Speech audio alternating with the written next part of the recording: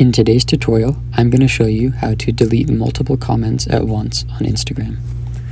So what you want to do is go to your page and find an Instagram post that has a lot of comments on it that you want to delete.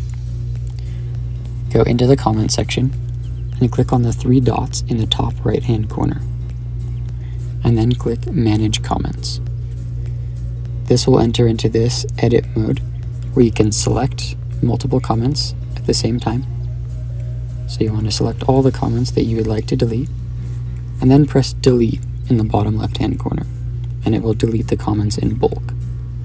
So this is nice if you want to delete bot comments, spam comments, if somebody is just self-promoting in your comment section a lot and there's a ton of comments, and it's a lot faster to use this method to delete them than to do it one by one.